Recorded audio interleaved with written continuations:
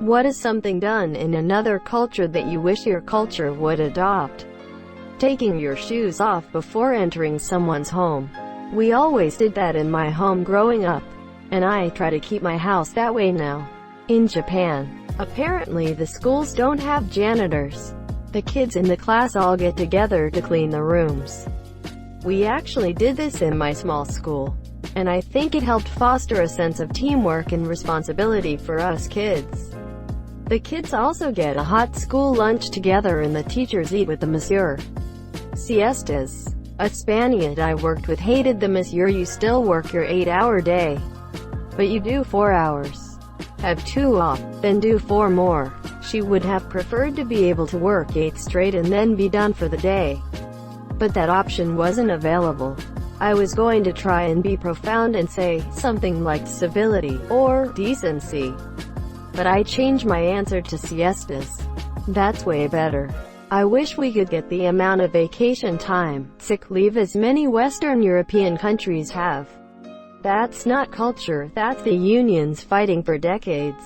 It seems like a lot of Americans have been brainwashed into thinking unions are literally one step away from communist monsieur. That's not culture. That's just that the politicians in charge write laws that benefit employees, citizens over corporations. A good cultural change, though, work be around work ethics and hours. U.S. people tend to voluntarily work extra hours for no pay, paid for an 8-hour day, but feel they have to work 10 for some reason. If I could bestow a part of European culture upon ye, it would be that. This might come off as racist, but that isn't my intention. Black people seem to always have these huge familial celebrations all the time. Barbecues, birthday parties, retirement parties, etc., etc. I decided when I was younger that if I ever start a family, we're doing that. I think it's so cool. Most of my family hasn't seen each other in a decade and I hate it. I think that part of black culture is something we need more of everywhere. Mexicans are this way too. They know how to celebrate family. If anyone ever tries to label you as racist for appreciating other people's culture, tell that person to get fucked. If you try to appropriate it or improve it, that's kinda low-key messed up. But don't take on guilt for admiring another culture's traditions. A friend of mine recently married a girl from New Zealand, and some of her family are native Kiwi. So at the wedding, after the ceremony, there was a traditional family haka that was performed, like a challenge to the groom to see if he is worthy of his new bride. And he had to perform it back to his father-in-law. It was fucking awesome to watch. But I wouldn't try to make it my tradition. I love the Ramadan tradition of people serving large meals outside that any person can come and enjoy with a monsieur. You're a tourist. Come get some food. You're homeless. Sit on down and grab a plate. You just happen to be walking by. Why not stop for a snack? I like Arab hospitality in general. My parents were going somewhere and popped in to say hi to my grandfather, who is Armenian and had a shit ton of Arab ancestors. Just for 5 minutes and then go back to wherever they were going. He blasted a chicken in a pressure cooker and fed it to them all while trying to get them to stay longer so he could make pudding. Hash. From what I've heard about Arabs, it's not out of the ordinary for that to happen. Sadly, he passed away when I was 5 or 6. Something tells me I would have liked him a lot, but I don't have many memories of him.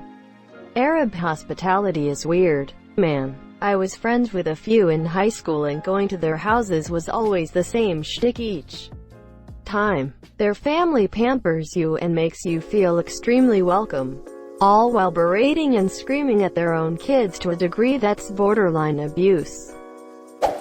The widespread use of automated bidet toilets. I don't know exactly how it works because I'm not Muslim, but at the end of Ramadan, when everyone is in love with each other, giving large gifts, the less fortunate, with gratitude in their hearts.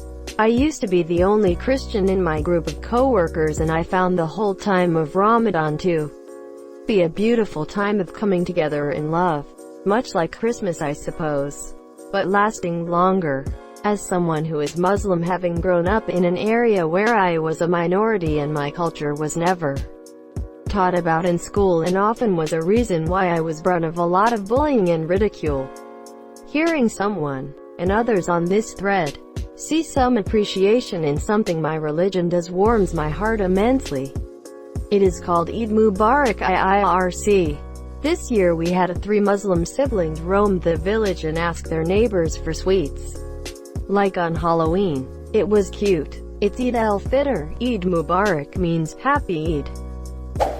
I love how Germans are extremely obsessed with time. You are not late in Germany.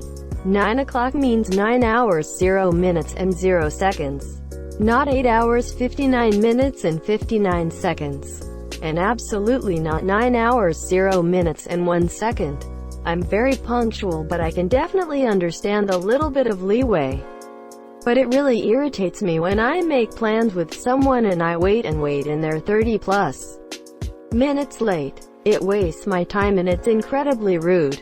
I know I've also seen many memes along the lines of when I say I'm 5 minutes away, I'm just getting ready, lol lol lol. Quote, exactly. Fashionably late is a thing. But that is really only for social gatherings where the start time isn't firm. And nobody is relying on you to be on time. And most importantly, fashionably late means asterisk 10 to 15 minutes late. Not an hour. Asterisk. If someone is going to be waiting for you, and you aren't on time, it means that you value your own time more than you value theirs. Wearing masks during a bloody pandemic. I don't enjoy wearing masks, but they're not that bad. Previously, I would even wear a mask if I didn't want my no makeup face to be seen. And, hey, I don't exactly look like Michelle Pfeiffer or Thandie Newton, so it's not like the world is missing out when I cover half my face. What are people's hang-ups with the masks? I was going to say wearing masks. Many Asian countries have been doing it for years with no problem, monsieur. Somehow it became a political thing in America, when it should just be about keeping ourselves and others safe. I dislike wearing my mask for too long. It makes my glasses either fog up or slide down off my nose. And I have asthma, so sometimes it's a little harder to breathe. But I won't risk my health or the health of others around me. Standing in line at a bus stop, and not begin to fight over who gets on the bus first. Also, getting on the bus without crushing each other like in a wall of death on a metal concert. Although I have to admit, sometimes it's funny when old people who can barely walk suddenly become warriors and push teens. Young adults aside, one thing I love about England is everyone's ability to queue, and also that when doing things like getting on a bus, everyone English, maybe except for teens, just knows that the elderly, small children, mothers with pushchairs and disabled people get on first. I've heard about a custom in Thailand. I believe that if you're in an argument and raise your voice, you've just lost the argument. How nice would it be if we could discuss things civilly? I had a roommate I was friends with, but we had occasional disagreements, and she was definitely the type to start yelling and getting nasty without giving the courtesy of hearing you out. I don't know how I feel about this. It reminds me too much of the classic Reddit. I can say whatever horrible stuff I want, and if you get emotional about it, that means I win. I'm on the other side. I don't like that some people's idea of showing emotion is a screaming match. I'm perfectly capable of displaying anger without raising my voice. And I'm deeply concerned that other people struggle to put that dial anywhere but 0 or 100. Universal healthcare. The US could do with a lot less fuck you. Got mine, all around. Edit. To the corporate simps telling me it isn't a cultural thing. How well do you think it would go over in the UK or Canada if a party ran on a platform that said, we're gonna kill 70,000 people a year by taking away their healthcare? But it's fine because a few people are gonna get really obscenely wealthy? The United States culture of believing you're just objectively better than everyone else if you happen to get slightly ahead.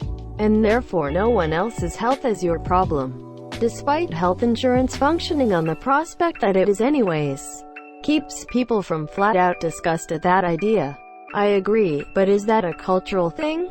The myth of rugged individualism plus a lack of welfare state provisions due to perceived notions of whether the people who would receive them are deserving is definitely a cultural thing. Having a party when a loved one dies to celebrate their life. Couldn't agree more. Here in the UK, our relationship with the afterlife is cripplingly depressing. I tend to have a firework gathering to celebrate the birthday of a loved one. I think graves should have a firework holder automatically installed so you can set one off when you go visit, but that's just me. Then again, it would suck to live near a graveyard. Open mouth smile. Due to religious differences, my family is basically split in two. The linchpin that was holding it together was my grandfather. When he passed, my side of the family basically got shunned from the funeral services.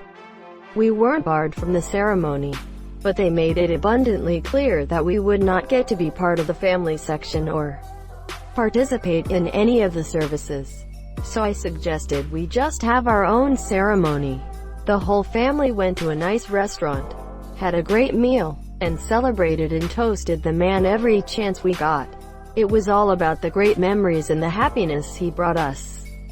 We even brought a picture of him and set it up so it was like he was part of our little memorial feast. We ended up spending the whole weekend together and it was a great memory I will always treasure. It really helped most of us process our grief. I absolutely love the siestas in Spain. It's in the heat of the day.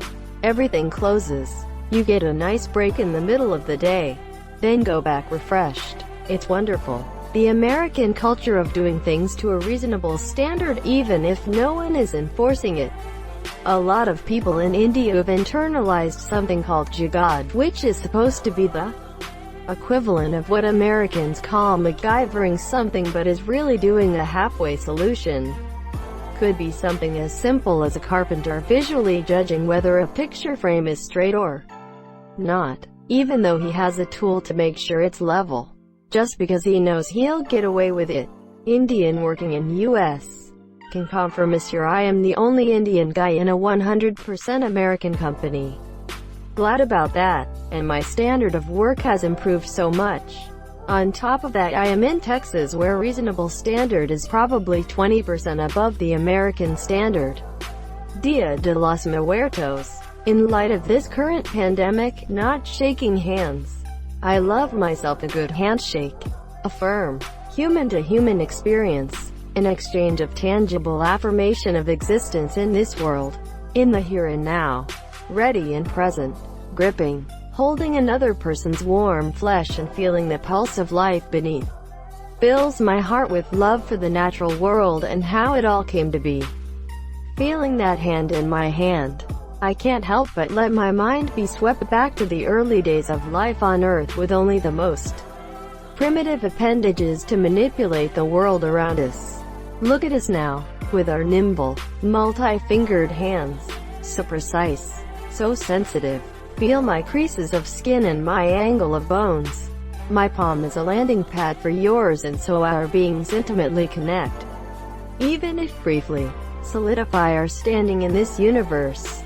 I can't wait until I can get back out there and shake hands. 9/10 was slightly disappointed that you didn't end with seeing the pain in their eyes so close in tandem with the snap of the bones in their hand as I assert my dominance or some shit. Thanksgiving, or at least the huge dinner party around it. I love cooking for people and there are absolutely not enough occasions to do it. We do the same type of meal for Christmas, big family affair, turkey and ham and all the trimmings. Dancing pallbearers. New Orleans has a similar practice.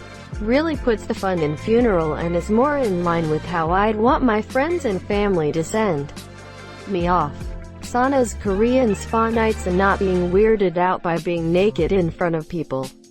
Not only is it restorative, but you realize just how diverse human bodies are. Scars, tattoos, piercings, birthmarks, differently shaped tummies, etc. It would bring more acceptance. Thank you so much for watching and have a good day.